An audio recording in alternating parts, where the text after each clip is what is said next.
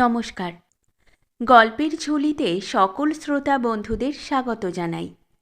আজ আপনাদের জন্য গল্পের ঝুলিতে রয়েছে চারুচন্দ্র বন্দ্যোপাধ্যায়ের লেখা কুড়ুনি। গল্পটি ভালো লাগলে একটি লাইক এবং কমেন্ট করে জানানোর অনুরোধ রইল। আর চ্যানেলে নতুন হয়ে থাকলে আরও গল্প শোনার জন্য চ্যানেলটি সাবস্ক্রাইব করতে কিন্তু ভুলবেন না। তাহলে চলুন শুনে নেওয়া যাক আজকের গল্প।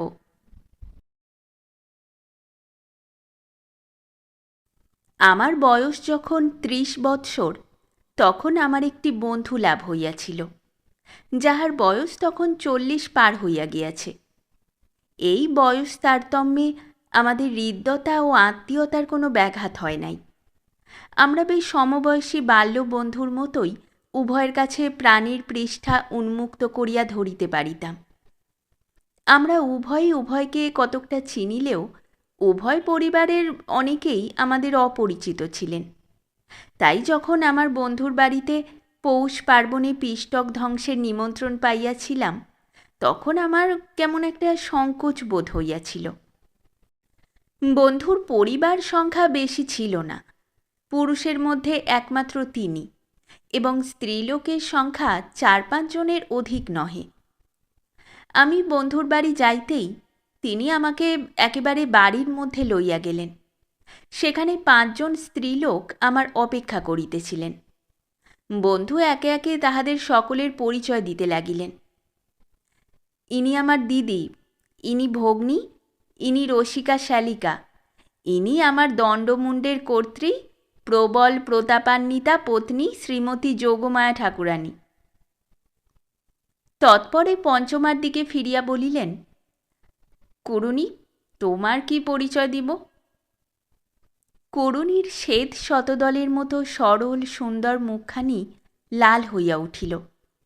তিনি মুখ নত করিলেন। ডাগর চোখ দুটি লজ্জা সংবরণের বৃথা চেষ্টা করিতেছিল। বন্ধু তখন আমার দিকে ফিরিয়া বলিলেন, ইনি শ্রীমতী কুড়ুনি, আমার গৃহের কর্ত্রী, সংসারের সেবিকা, আমার গৃহিণীর দক্ষিণ হস্ত, এক কথায় ইনি আমাদের গৃহদেবী। সকলেই খুব হাসিলেন। আমি কিছু না বুঝিয়াই হাসিলাম। কুড়ুনি লজ্জায় কাতর হইয়া উঠিলেন। যখন আমরা দুই বন্ধু অন্য ঘরে গেলাম, তখন আমি কৌতূহলাক্রান্ত হইয়া জিজ্ঞাসা করিলাম, রাজীব, আমার বন্ধুর নাম শ্রীমান রাজীব লোচন লাহিড়ী, ওই কুড়ুনি মেয়েটি বাস্তবিক কে? রাজীব বলিলেন, তোমায় কি কুড়ুনি কাহিনী বলি নাই? আমি আরও কৌতূহলী হইয়া বলিলাম, না। তবে শোনো, বলিয়া রাজীব বলিতে আরম্ভ করিলেন। আমার পিতা ও নীলাম্বর রায় বড় ঘনিষ্ঠ বন্ধু ছিলেন। তাহারা প্রতিজ্ঞা করিয়াছিলেন যে উভয় বৈবাহিক সম্বন্ধ স্থাপন করিয়া উভয় পরিবারকে বন্ধুপ্রীতি বন্ধনের সঙ্গে আরও ঘনিষ্ঠতর বন্ধনে আবদ্ধ করিবেন।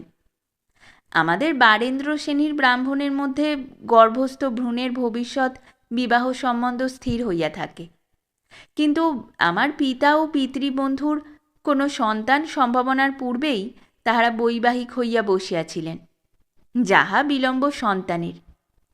কিছুদিন পরে আমার জন্ম হয়। আমি পিতার জ্যেষ্ঠ পুত্র। নীলাম্বরবাবু তখনও নিঃসন্তান। অতএব ভাবিকালে আমি নীলাম্বরবাবুর জামাতৃপদে বৃত হইব স্থির হইয়া রহিল। নীলাম্বরবাবুর ক্রমাগত পুত্র জন্মিতে লাগিল, কন্যা আর হয় না। তখন অগত্যা আমার ভগ্নী নীলাম্বরবাবুর পুত্রবধূরূপে চিহ্নিত হইল। জামাতৃবরণের টিকা আমার ললাট উজ্জ্বল করিবার কোনো সম্ভাবনা ঘটিল না দেখিয়া নীলাম্বরবাবু বিশেষ ক্ষুণ্ণ হইলেন। অবশেষে আমার বয়স যখন 12 বৎসর, তখন তাহার এক কন্যা জন্মিল। তাহার নাম যোগমায়া। যোগমায়া যখন 5-6 বৎসরের হইল, তখন হইতেই সে আমাদের গৃহে অধিকাংশ সময় যাপন করিত। সে যেন তখন হইতেই আমাদের পরিবারের একজন হইয়া গেল। স্থির হইয়াছিল তাহার নবম বর্ষে আমার সঙ্গে তাহার বিবাহ হইবে, এবং ততদিনে আমি বিএ পাশ করিয়া পাঠ সাঙ্গ করিতে পারিব।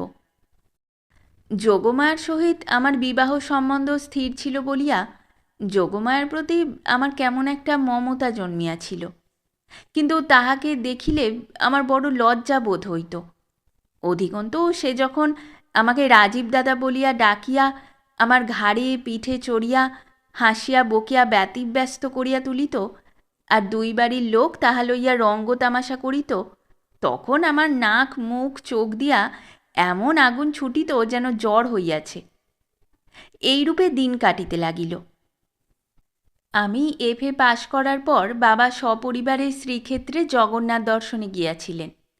যোগমায়া সঙ্গেই ছিল। পথে এক চটিতে বাবা একটি মেয়ে দেখিতে পান। বাঙালির মেয়ে, বয়স 7-8 বৎসর মাত্র। সে নিজের কোনোই পরিচয় দিতে পারে নাই। কেবল তীর্থপথে তাহার পিতামাতা উভয়ই গতাসু হইয়াছেন। সে এখন নিরাশ্রয় এবং সে ব্রাহ্মণ কন্যা। তাহার অসংলগ্ন কথা হইতে এইটুকু অতি কষ্টে আমরা সংগ্রহ করিতে পারিলাম। তাহার নাম সে বলিল মলিনা। বাবা তাহাকে সঙ্গে লইয়া পরিবারভুক্ত করিলেন। আমাদের বাড়িতে তাহার নাম হইল কুড়ুনি। কুড়ুনির অর্যচিত শ্রী, তাহার নম্রতা, বাধ্যতা ও মিষ্টভাষিতা তাহাকে সৎকুলোদ্ভাবা বলিয়াই প্রচার করিত। তাহার হরিণীর মতো ডাগর চোখের সরল দৃষ্টি এবং সকলের প্রতি যত্ন প্রীতি তাহাকে অল্পদিনের মধ্যেই সকলের প্রিয় করিয়া তুলিল। আমার পরিবার সময় যোগমায়া বিরক্ত করিত। কুড়ুনি চুপ করিয়া বসিয়া থাকিত। যোগমায়া কুড়ুনি অপেক্ষা 3-4 বৎসরের ছোট, তবু সে সেই ডাগর সরল মেয়েটিকে দিব্য অসংকোচে হুকুম করিত। কুড়ুনি ভয়ে ভয়ে সকল হুকুম তামিল করিত এবং যোগমায়ার মনের মতো না হইলে সে মার খাইত। আর জলভরা চকিত চাহনিতে চারিদিকে চাহিয়া দেখিত কেহ সে নিগ্রহ দেখিল কিনা। আমি কোনোদিন অত্যাচারিতার পক্ষ হইয়া যোগমায়াকে কিছু বলিলে বালিকার আয়ত লোচনের দীর্ঘ পক্ষ পঙ্ক্তি কম্পমান জলবিন্দুগুলি আর ধরিয়া রাখিতে পারিত না। বালিকা যেন অনুভব করিত সে পরের গলগ্রহ, সে পরের করুণাশ্রিত। তাই কাহারও এতটুকু স্নেহ, একটি ভালো কথা তাহার প্রগাঢ় কৃতজ্ঞতার কারণ হইত।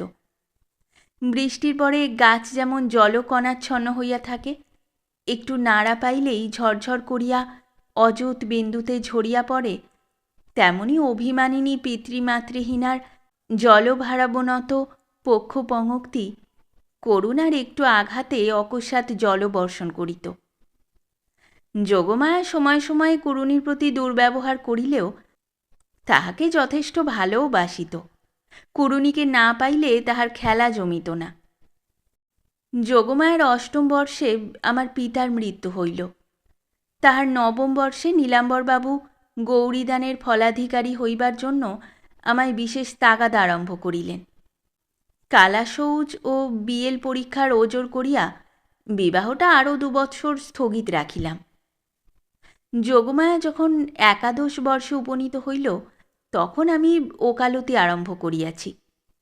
উপার্জনক্ষম হওয়া প্রভৃতি যতগুলি মামুলি আপত্তি আছে, তাহারা সকলেই যখন একে একে জবাব দিল, তখন অগত্যা আমার বিবাহের দিন স্থির করিবার ধুম লাগিয়া গেল।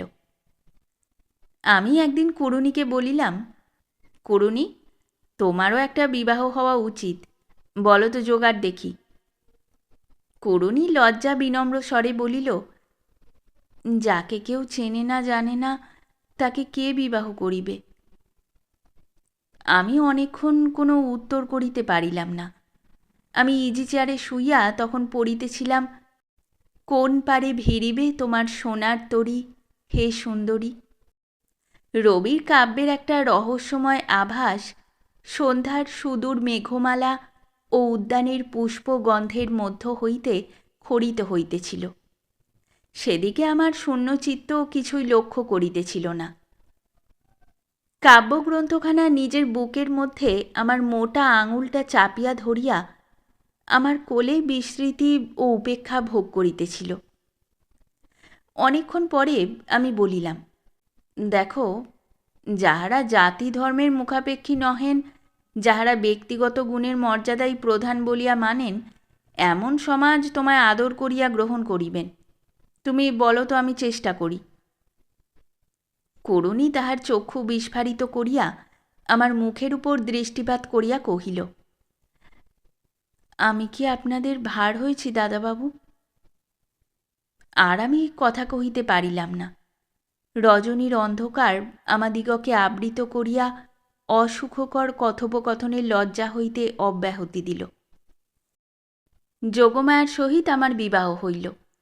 আমার মাতার মৃত্যু হইলে যোগমায়া সংসারের কর্ত্রী হইল। কুড়ুনি হইল তাহার সহচরী ও সহকারিণী। কুড়ুনি আমাদের সংসারে ভাণ্ডারী, সেবিকা, গার্জেন অ্যাঞ্জেল। রাজীবের গলা সহসা ভারী হইয়া গেল। রাজীবের বড় বিষম লাগিল। রাজীব এইখানেই গল্প শেষ করিল।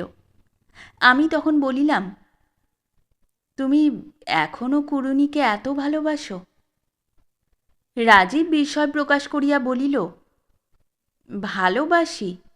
কে বলিল? না, তাকে আমি যথেষ্ট স্নেহ করি বটে। তুমি তাহাকে চিনিলে তুমিও স্নেহ করিতে বাধ্য হইবে। আমি হাসিয়া বলিলাম, ইংরাজিতে যাহাকে লাভ বলে, এ স্নেহটা তাহাই। তুমি কি আমার কাছে গোপন করিতে পারিবে? তুমি যদি কুড়ুনিকে খুব ভালো না বাসিতে, যদি তাহাকেই বিবাহ করিবার বাসনা তোমার মনে না উঠিত, তবে তুমি যোগমায়াকে বিবাহ করিতে অনর্থক অত বিলম্ব করিতে না। কুড়ুনিকে ভিন্ন সমাজভুক্ত হইয়া বিবাহের প্রলোভন দেখাইতে না। আবাল্য একত্রাবাসের ফলে যৌবনে আসিয়া যোগমায়ার প্রীতি অনুরাগ তোমার নিকট বৈচিত্র্যবিহীন বলিয়া মনে হইয়াছিল বলিয়াই নবলব্ধ কুড়ুনির অনুরাগ তোমাকে অধিক আকর্ষণ করিয়াছিল। কুড়ুনি ভিন্ন সমাজে বিবাহ করিতে স্বীকৃত হইলে হয় তুমি নিজে বিবাহ করিতে, নয় তাহার অন্য সুপাত্রের সহিত বিবাহ দিয়া তুমি অনেকটা মুক্ত হইতে পারিতে। আমি স্পষ্ট বুঝিতে পারিতেছি, তুমি বহু বর্ষ কিরূপ যুদ্ধ করিয়াছ। একদিকে পিতৃপণবদ্ধা যোগমায়ার প্রতি অনুরাগ, অপরদিকে কুড়ুনির প্রতি গাঢ় ভালোবাসা তোমাকে কোনোদিন বিশ্রাম দেয় নাই। তুমি প্রেয় ত্যাগ করিয়া শ্রেয় আশ্রয় করিয়াছ, ইহা বীরের মতো কার্য হইয়াছে। কিন্তু সাংসারিক হিসাবে ঠিক করিয়াছ কিনা ঠিক বুঝিতে পারিতেছি না। রাজীব কাঁদিয়া ফেলিল। সে বলিল, ভাই, আজ 26-27 বৎসর যে বেদনা কাহাকেও জানিতে দিই নাই, আজ তুমি তাহা জানিয়া ফেলিলে। রাজীবের রুদ্ধ শোক মুক্ত হইয়া উদ্দাম হইয়া উঠিল, আর শান্ত হইতে চাহে না। আমি কথায় ব্যাপৃত রাখিবার জন্য জিজ্ঞাসা করিলাম, তোমার স্ত্রী এ বৃত্তান্ত জানেন? রাজীব বলিল, না, তুমি, আমি ও ভগবান ছাড়া আর কেহ আজও জানে নাই। আমি বিস্মিত হইয়া বলিলাম, কুড়ুনিও না? রাজীব বলিল, না। দৃষ্টি, বাক্য, ব্যবহারে আমার প্রাণের আবেগ কখনো তাহার নিকট ধরা পড়িতে দিই নাই। কেন সে আমার জন্য অনর্থক কষ্ট পাইবে? তাহার প্রাণটুকু সংসারের সুখ দুঃখের আয়ত্তের বাহিরে। তাহার সুখও নাই, দুঃখও নাই। সে আপনাকে লইয়া আপনি বেশ আছে। আমি বলিলাম, আহ মূর্খ অজ্ঞ প্রেমিক, না, সে বেশ নাই। সেও তোমাকে খুব ভালোবাসে। তুমি যখন তাহাকে বিবাহ করিতে বলিয়াছিলে, তখন সে যে গূঢ় তিরস্কার করিয়াছিল, তাহাই তাহার তন্নিষ্ঠ প্রেমের পরিচায়ক। তুমি প্রেমান্ধ না হইলে বুঝিতে পারিতে, সে তোমাকে ছাড়া আর কাহাকেও চাহে না। দুটি হৃদয়ে এত কাছাকাছি হইয়াও এমন আশ্চর্য রকমে অপরিচিত আছে, এমনভাবে আত্মগোপন করিতে পারিয়াছে, ইহা মনে করিতে আমার হৃদয় আনন্দ রসাপ্লুত হইয়া উঠিতেছে। আমি আজ দুটি হৃদয়ের পরিচয় সাধন করিয়া দিয়া ধন্য হইব। না, না, অমন কাজ করিও না বলিয়া রাজীব কাঁদিয়া আকুল হইল। দুই হাতে মুখ ঢাকিয়া ক্রন্দনাবেগ রোধ করিবার চেষ্টা করিতে লাগিল। আঙুলের ফাঁক দিয়া অশ্রুধারা গড়াইয়া পড়িতে লাগিল। এমন সময় রাজীবের দিদি ডাকিলেন, রাজীব, তোরা আয়, খাবার দেওয়া হয়েছে। রাজীবকে চুপ করাইতে চেষ্টা করিতে লাগিলাম। যত চোখ মুছাইয়া দিই তত অশ্রুপ্রবাহ কপল ম্লান করিয়া ছুটিয়া চলে। আমাদের বিলম্ব দেখিয়া রাজীবের দিদি ডাকিতে ডাকিতে আমাদের ঘরে আসিয়া উপস্থিত। রাজীবের মুখ চোখ ফুলিয়া লাল হইয়া উঠিয়াছে। আমি মহা বিপদেই পড়িলাম। তাড়াতাড়ি রাজীবের চোখে ফুঁ দিতে লাগিলাম। কাপড়ের পুঁটুলি ফুঁ দ্বারা গরম করিয়া চোখে সেক দিবার ছলে চোখ মুছাইয়া দিতে লাগিলাম। রাজীবের দিদি জিজ্ঞাসা করিলেন, কি হয়েছে? আমি তাড়াতাড়ি বলিলাম, রাজীবের চোখে কি পড়েছে, ভয়ানক জ্বালা করছে, কি পড়েছে কিছু দেখা যাচ্ছে না। ক্রমে ক্রমে বাড়ির সকলে সেই ঘরে আসিয়া উপস্থিত হইলেন। সকলে পালাক্রমে চোখ দেখিতে লাগিলেন। রাজীব বেচারার চোখ লইয়া টানাটানি পড়িয়া গেল। রাজীবের সংকটাপন্ন অবস্থা দেখিয়া বড় দুঃখেও আমার হাসি আসিতেছিল। আমার বিকাশোন্মুখ হাসি নিভিয়া গেল। দ্বারপ্রান্তে ব্যগ্রতার স্থির প্রতিমূর্তি কুড়ুনিকে দেখিয়া। মরি মরি, কোন নিপুণ ভাস্কর স্থির অচল পাষাণে এমন ব্যগ্রতার ভাব ফুটাইয়া তুলিয়াছে।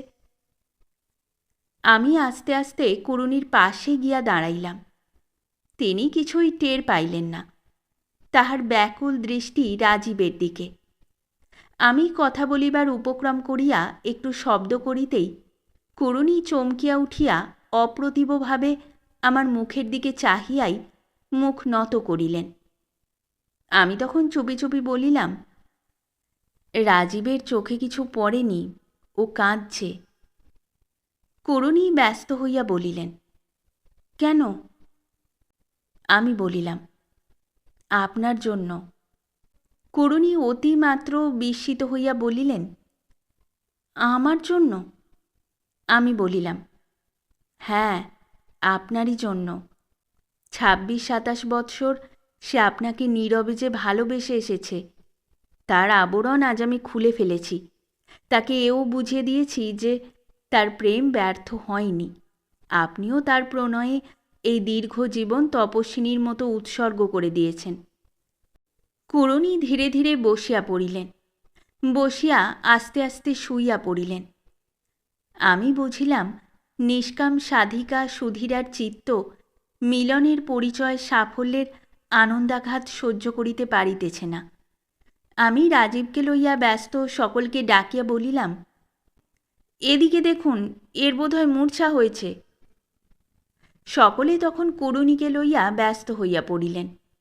আমি সন্ধ্যার অন্ধকারে গা ঢাকিয়া সরিয়া পড়িলাম। পৌষ পার্বণে পিষ্টক ধ্বংস করিতে না পারার যে দুঃখ, তাহা দুটি প্রেমিক হৃদয়ের পরিচয় সাধনের সৌভাগ্যে আমার নিকট বড় ক্ষীণ হইয়া গিয়াছিল।